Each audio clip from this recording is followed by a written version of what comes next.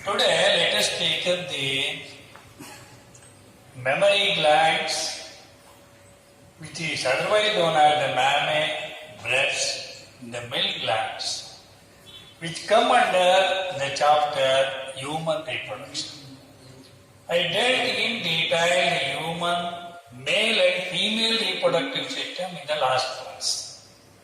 So, in relation to that one, it is our primary duty to know the structure of these mammary glands. Remember, the mammary glands are the characteristic feature or the unique feature of all mammals. Only based upon this fact, the group or the class, they are and the term mammalia is given. Man is supposed to be a mammalian. So all mammals, irrespective whether it is said to be the primates or artiodactyls or perissodactyls, whatever it may be, all, whenever they all come under the mammalia, they should possess the mammary glands. See, the mammary glands are said to be the modified sweat glands. Remember, they are the modified sweat gland. They found in the skin, and hence it is even called as an integumentary gland. The position of the mammary gland is not said to be universally common in all mammals. It varies. You can see, for example, regarding the position of the mammary glands, we can classify the mammals into three groups: inguinal, abdominal, and thoracic. Inguinal means what? If at all the mammary glands are said to be found between the thighs of the hind limbs, as like that of in cattle, or sheep, or goat like that, then it is called inguinal. Then abdominal. If at all the mammary glands are said to be found on the ventral surface of the abdomen, as like that of the cat, or said to be the dog, or said to be the pig like that, then it is called abdominal. Then we come across the thoracic. So thoracic in the sense, the mammary glands are found in the chest region, or said to be the thoracic region, which is the diagnostic feature of all primates, like that of the man, or even said to be the monkeys, or even said to be the chimpanzees, gorillas, that is said to be the apes.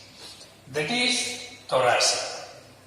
Now, in man, as we are dealing here the mammary glands concerned with the man, let us concentrate our explanation on the mammary glands of the human being, and of course, it is said to be the fundamentally similar in all mammals, with few exceptions. Now, in man, the mammary glands are said to be found both in male and females. But in males, the mammary glands are said to be rudimentary and are non-functional. Whereas in case of the female, they are well developed and functional. So hence, it is the mother who feeds the young one, not the father. Now, what a mammary gland composed of mainly? A mammary gland consists of the two parts like glandular tissue and then the adipose tissue. So here glandular tissue and then adipose tissue. Each mammary gland consists of both these two tissues. Each mammary gland is composed of about 15 to 20 mammary lobes. So lobe in the sense it is almost said to be a circular, the sac-like structure. And each lobe is composed of several lobules. So here I have written this is one is said to be a lobule. Each lobe is composed of several lobules. And then each lobule is composed of a cluster of what are known as alveoli. Alveoli in the sense they are nothing but the tiny sockets or said to be the sacs or bag-like structures. So whenever they use the term alveoli, of course you may remember the alveoli are the structural and functional units of the lungs. But alveoli in general sense, it is said to be the tiny sockets. Here only we can make use of that the meaning of tiny sockets to the alveoli, not as like that of the lungs. Here the alveoli composed of many alveolar cells. The cells of the alveoli secrete what? Milk. That milk is said to be drained from the alveoli into the alveolar sac. This is the alveolar sac. So from the alveolar sac, a very narrow duct, short and narrow duct is said to be given, and that narrow small duct is called mammary tubule. So the mammary tubule is said to be arise from the alveolar sac. So these mammary tubules are various alveolar the sacs joined together to form a common duct called the mammary duct. So this is supposed to be the mammary duct, which is formed by a joining of all mammary tubules which came from alveolar sac. Now, this mammary duct, so towards the nipple region, so it dilates to form what is known as the ampulla. Ampulla is said to be the region where the milk can be temporarily stored. Now the ampulla is said to become narrow and leads into another duct called lactiferous duct. So lacto always refers to the term milk. Lactiferous duct is said to be formed from the lower end of this ampulla. So these are all said to be the lactiferous duct. All of these are said to be converge and ultimately open to outside through what is known as a nipple. Through this nipple, the milk is said to be come out and it is said to be sucked by the new or said to be the young one or the child. Around this nipple, there is said to be a darkly pigmented area which is almost said to be circular in fashion, and it is highly pigmented and is said to be rough. And that the rough pigmented area is due to the greater synthesis of melanin pigments.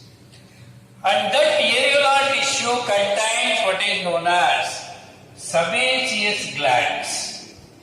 So sebaceous glands means they are said to be nothing but oil glands. This lubricate this nipple region, thereby the mother that doesn't feel pain while the baby is suckling the milk. so that actually lubricates. Then the adipose tissue.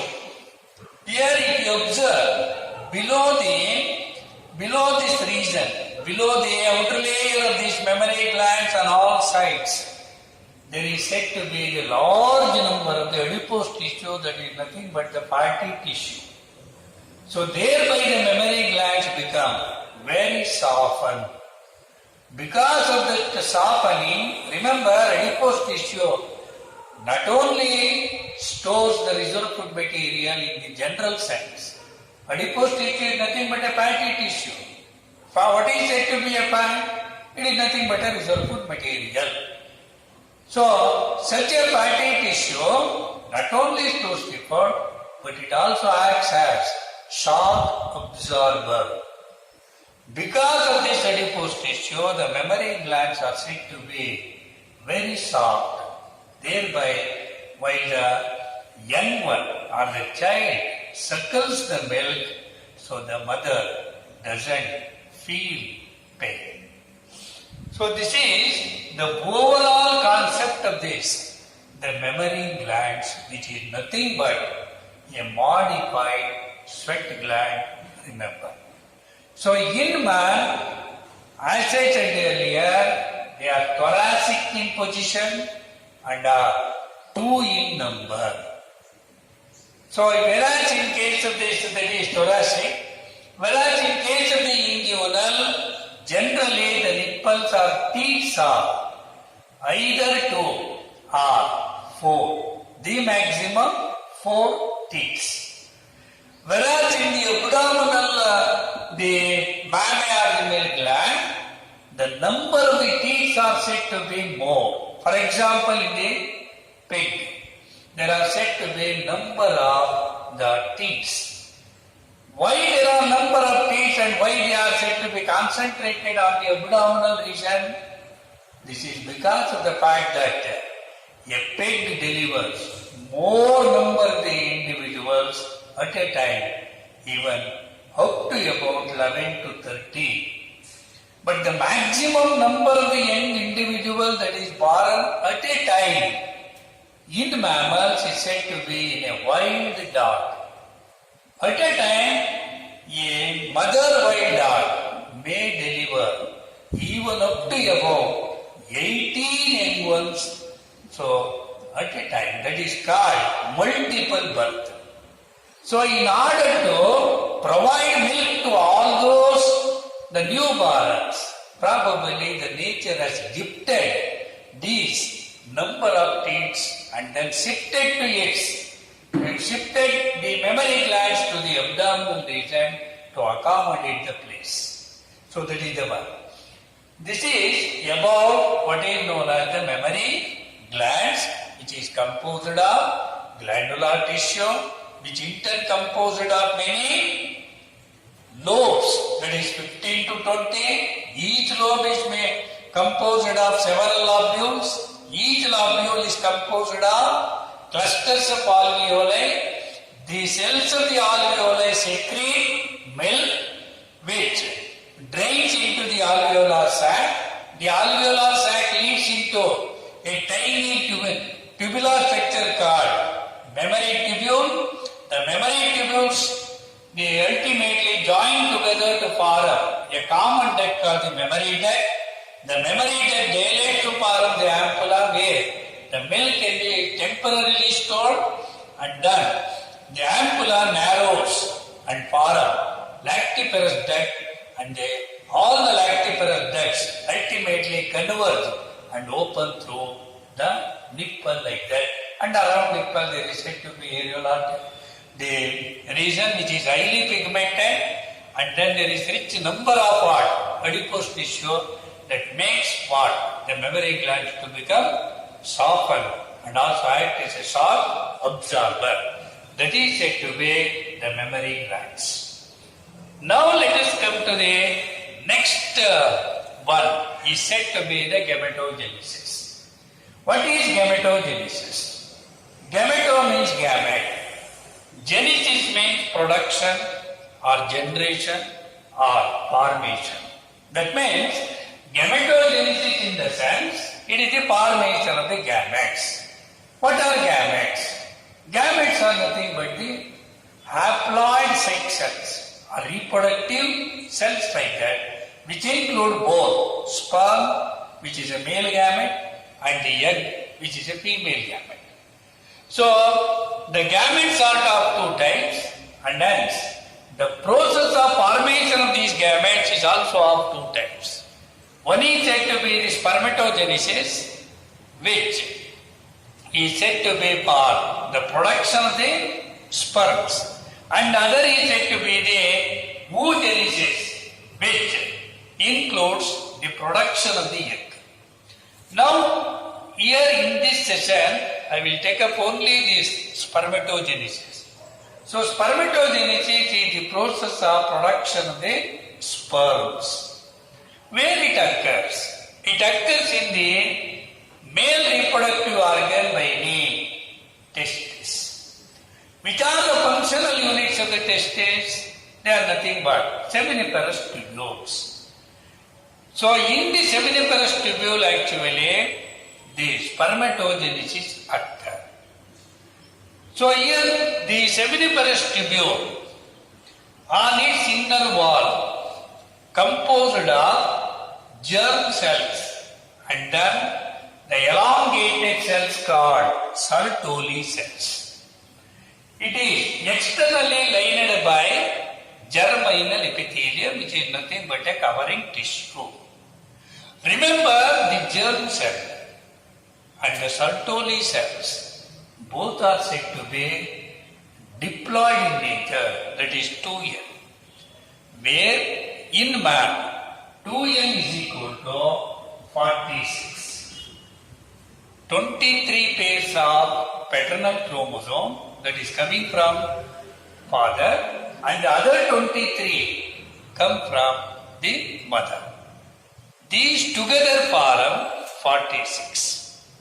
And remember, the 23 of the paternal and other 23 of the maternal are homologous chromosomes. Homologous in the sense the chromosomes are said to be similar in their structure, shape, size, number and position of the genes like that. That is homologous. In female, of course, all 23 pairs are said to be homologous.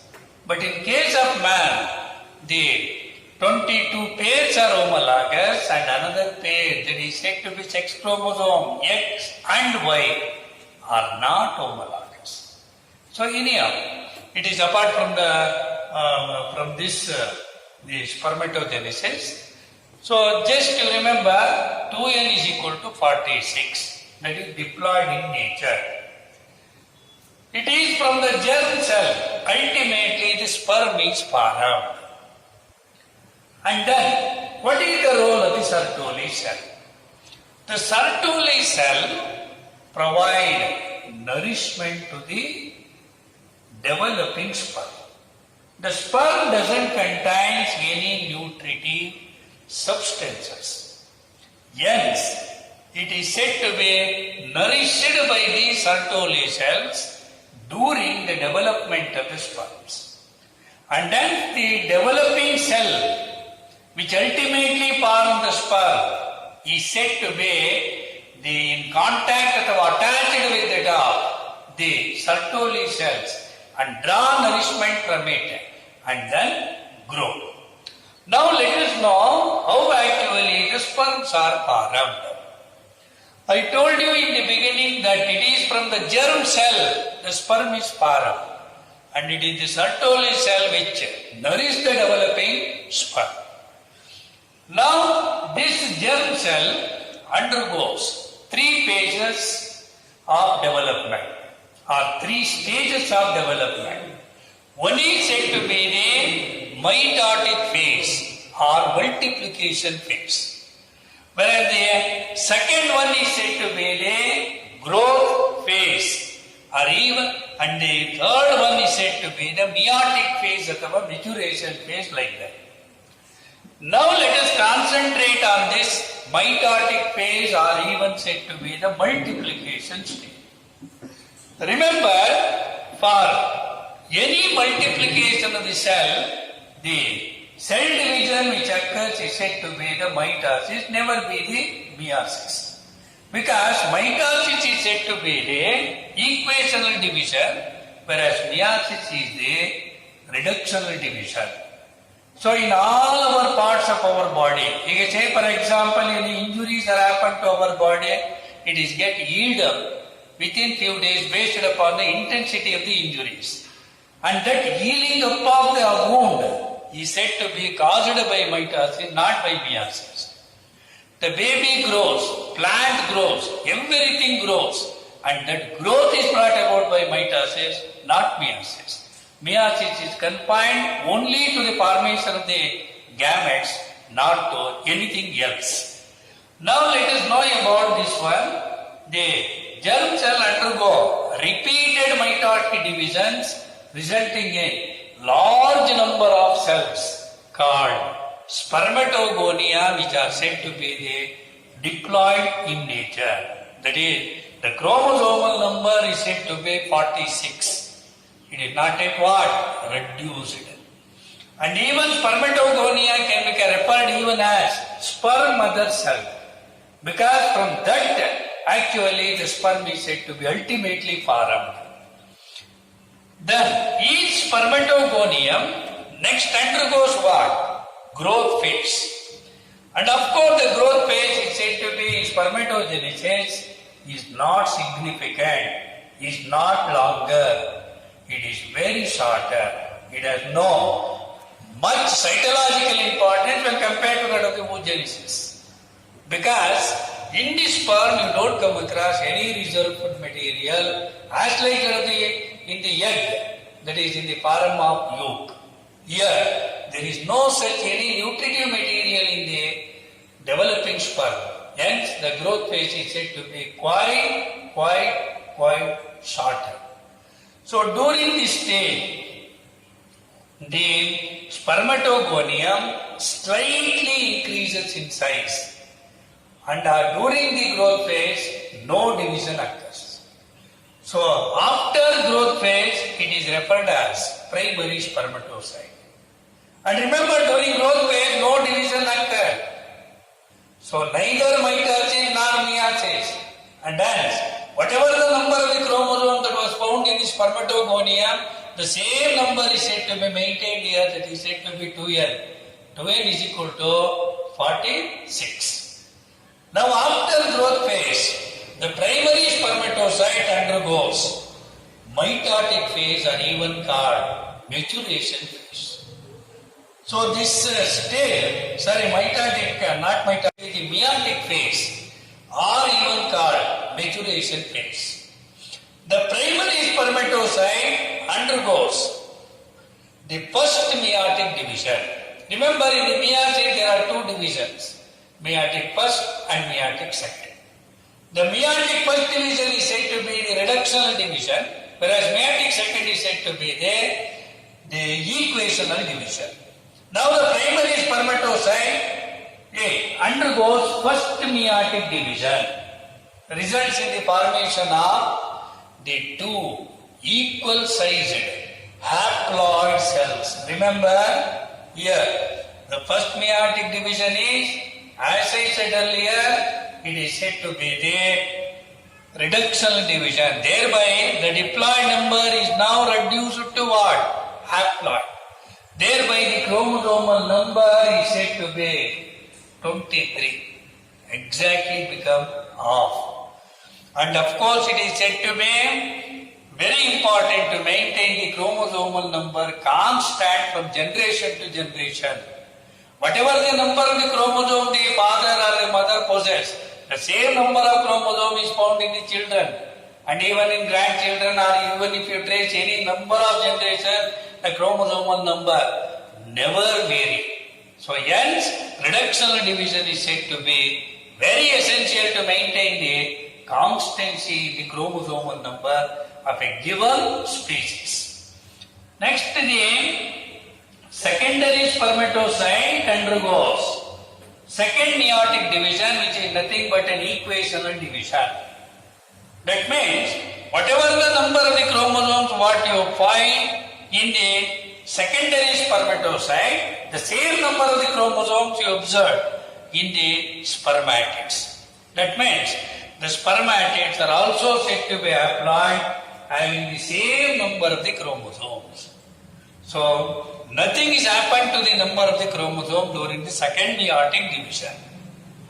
Now, all these spermatids, how many spermatids are formed out of a primary spermatocyte? That is said to be from one primary spermatocyte, 4. The spermatids are formed. Primary spermatocyte was diploid. Spermatids are said to be haploid. So all these 4 spermatids are said to be larger, non-functional and then non-motile. But here, these spermatids should be converted into what? Smaller and then active and even functional and motile sperms. Now all these 4 spermatids now undergo a phenomenon or a metamorphosis which is called spermiogenesis or spermateliosis. So this is said to be the spermiogenesis, which is even called as spermateliosis.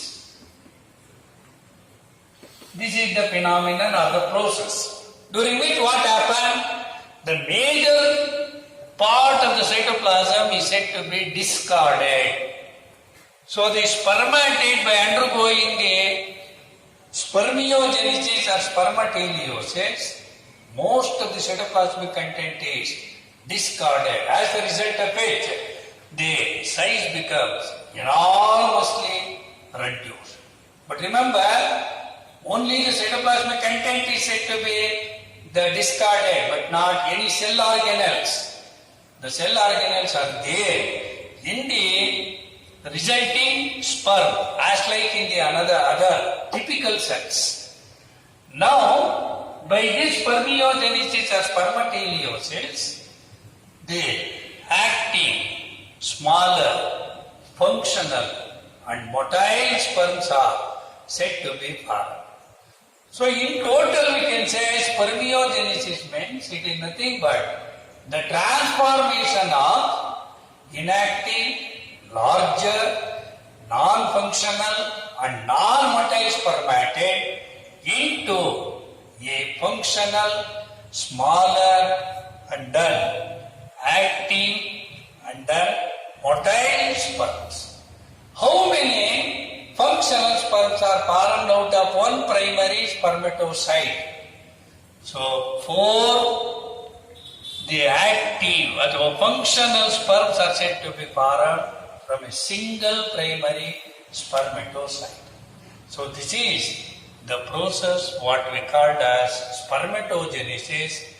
Right from this, that is the inner region of the seminiferous tubules.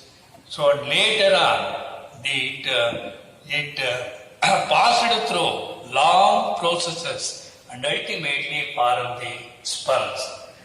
As long as the sperm is said to be formed, it is said to be intact with the top part, Sertoli cell, because it is the Sertoli cell which nourishes the developing sperm. After that, the sperms are said to be get detached and released. The releasing of the sperm is called spermiation. This is the